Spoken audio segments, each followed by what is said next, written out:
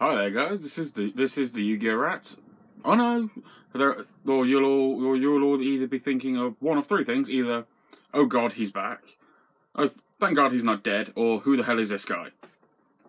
I don't know what you're going to be thinking, but I like to think it's probably the third one. So yeah, I know I haven't been around for a while. Life's been happening. I'm hoping to be back a bit more frequently, but then not many people actually watch these videos. But then I enjoy it. So yeah, let's see what happens. Anyway, this is going to be what I find or what I look for in a deck when I'm going to be making one. Right.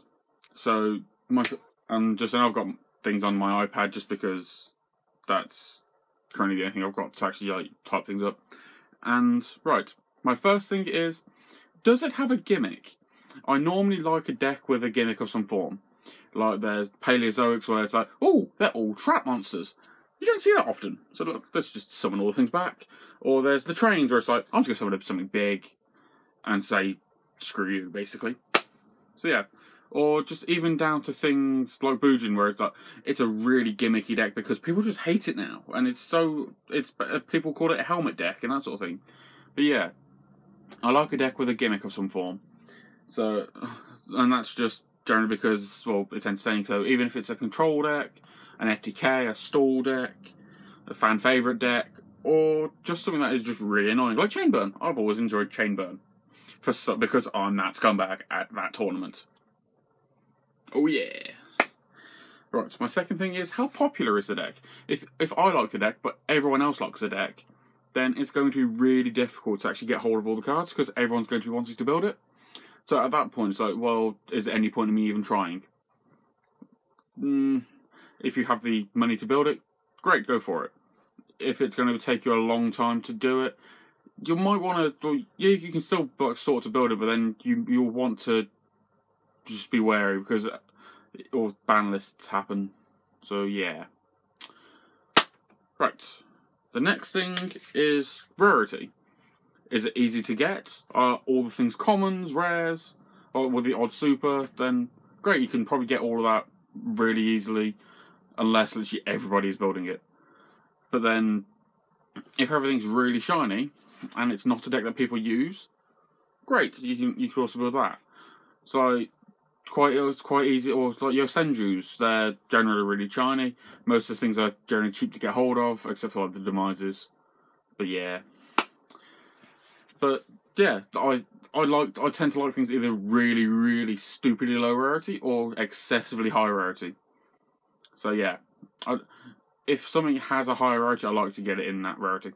Because Magpie, as some of you people know. Some of you don't, but some of you do. Anyway.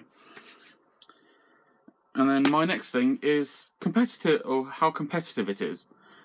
Can it actually do anything? Because yeah, it's all good having an original deck that you enjoy using, but are you always going to lose with it, or are you actually going to win? So, yeah, it's not the best deck, but do you at least have a chance against other decks? Even if it's not necessarily meta decks, or do you at least have a chance to really stop your opponent from doing things? Because if you're not going to have a chance to win, there's not much point in building it. Because the whole point in playing Yu-Gi-Oh is to win duels. Yeah, it's meant to have fun because it's a game. But what's the point in playing a game if you're not attempting to win?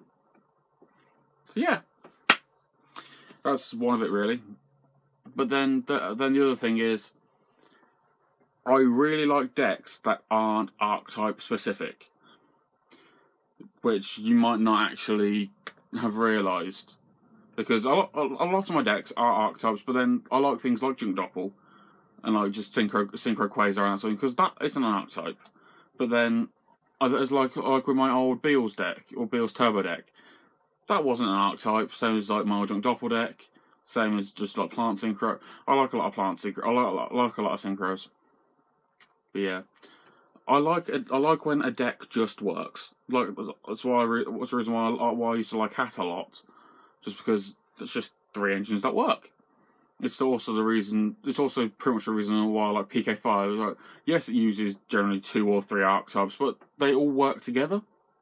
So they're not just one archetype that are just there. That actually actively work together, which just generally makes things a bit better for it all.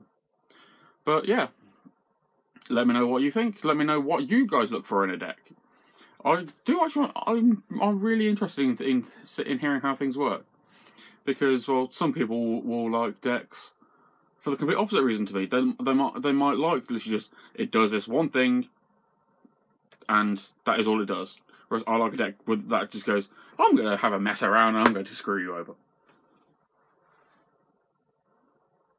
But yeah.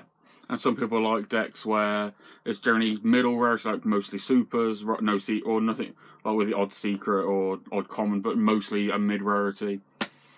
Or